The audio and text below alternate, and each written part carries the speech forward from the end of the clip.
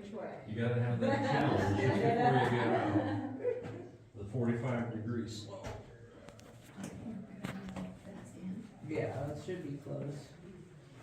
You're gonna see like the little entry, or like you can see it, and they climb up it. But we go the opposite.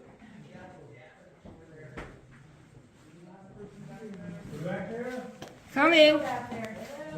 We got three back yet.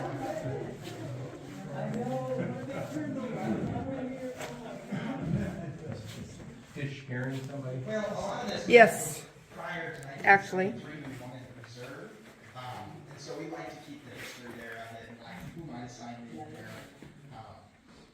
But it is really cool. The more you get to the outside of the cave, where you get some condensation, it can be tricky to do that because that water will, eventually tear some of it out. But when we stay pretty dry, it does preserve a lot of this. Like you can see over here, all that condensation and moisture that's kind of eroded away some of these signatures.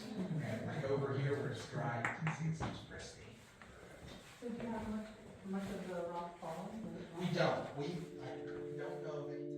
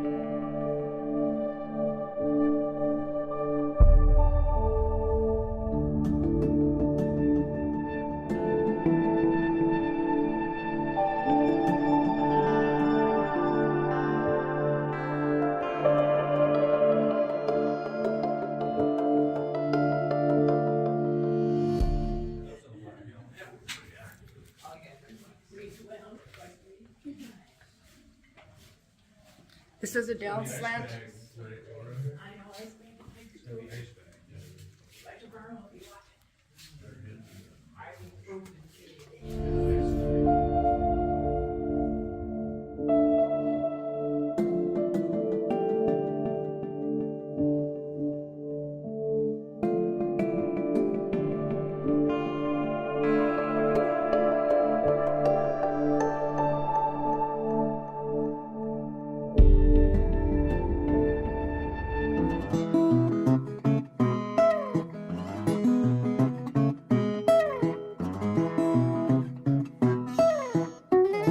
Said he was going to get in trouble if he wasn't home in time for dinner, so he left.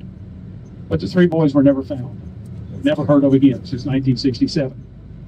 They had spelunkers, they had engineers, they had news media, they even had psychics in town trying to see if we could figure out where those three boys disappeared to and what we may be able to do about it. If you're on Libby or some form of online book service.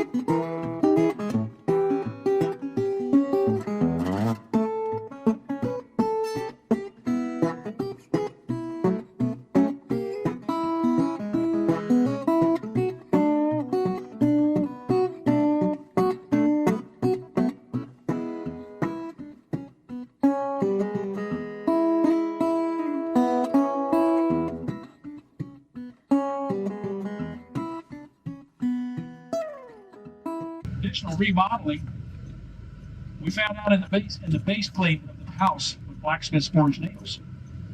They hadn't had a blacksmith in Hannibal since 1930, and this was in the 1970s. Still kept a few of those, and it was quite unique to see that. Most houses in Hannibal, a lot of them, if they're not newly built, are on limestone foundation, and then they use a concrete or some kind of a mixture to kind of seal them up so the water doesn't come in and flood the basements throughout the spring.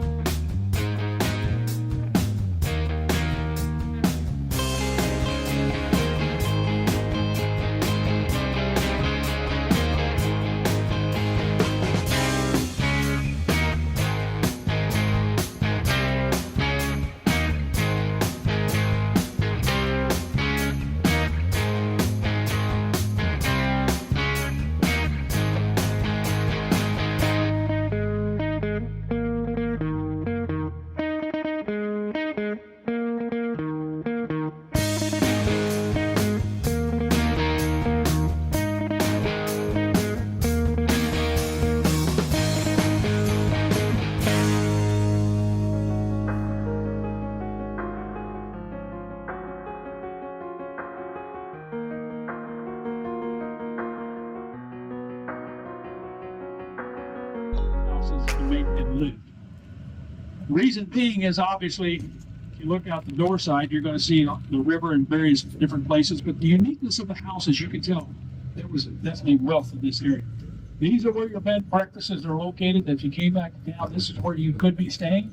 And who knows, you might have a Civil War general, you might have a riverboat pilot, or you might just have one of our more prominent citizens in Hannibal in their homes. My understanding is that this house here on the corner, this red brick over on the south side, remember the show MASH and Henry Potter talked about being from Hannibal?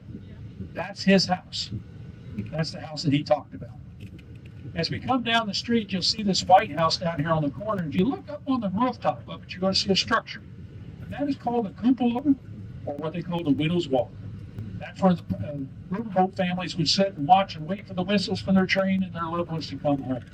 It is also under restoration. There's a sign in the front. It's not a bed and breakfast, it's a private residence, but he's in the process of restoring it back. If you look through the windshield, guess what? There's your ship. Or not too far, straight ahead, please. You'll see a kind of a red brick area right out in front here, and that's our amphitheater. From the 1st of May to the end of September, we have open air concerts from 6 to 8 p.m. every Thursday night. You can bring your own lawn chair and a cooler, or you can participate with the merchants that set up around the area for their drinks. Make a left, please. On both sides of the street we just came through is our local Best Western on the river.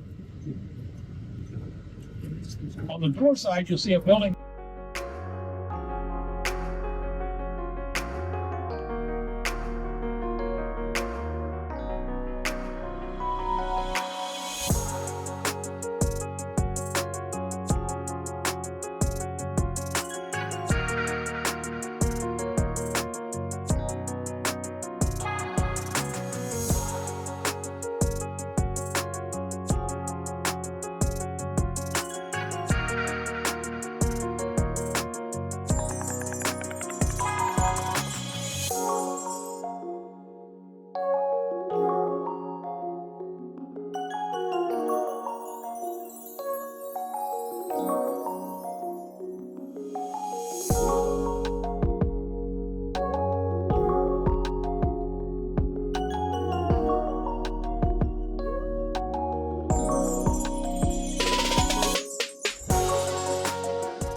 down to the corner, the white building on the door side is the Mark Twain Home and Boyhood Home and Museum.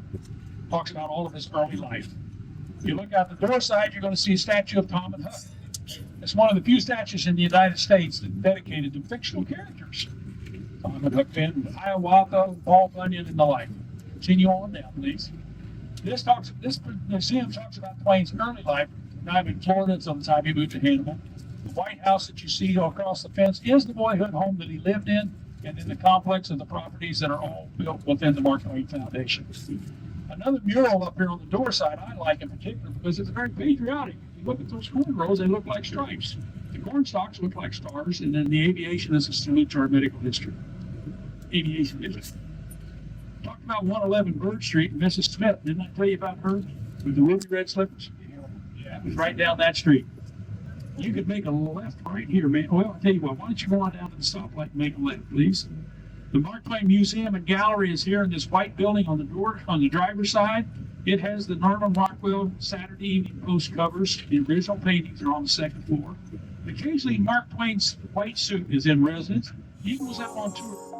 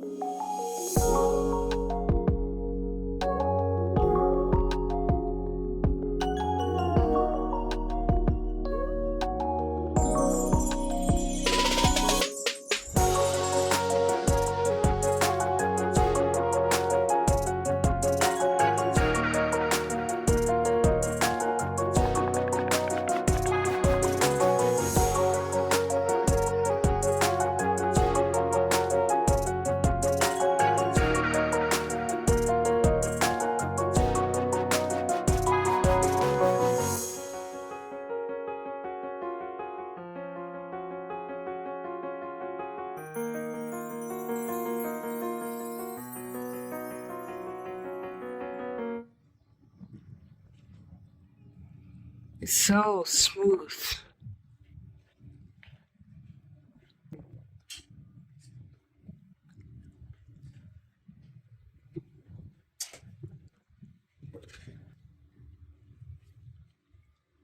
Look how wide this river is. Truly amazing.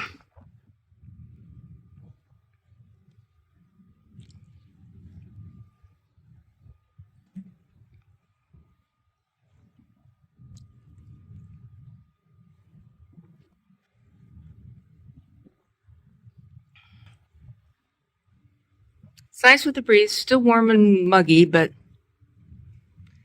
with the ship's breeze, it's tolerable. Okay.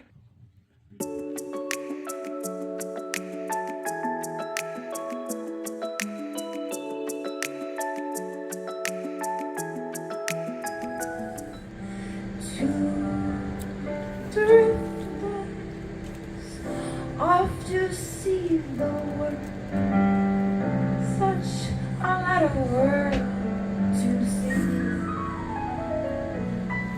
We're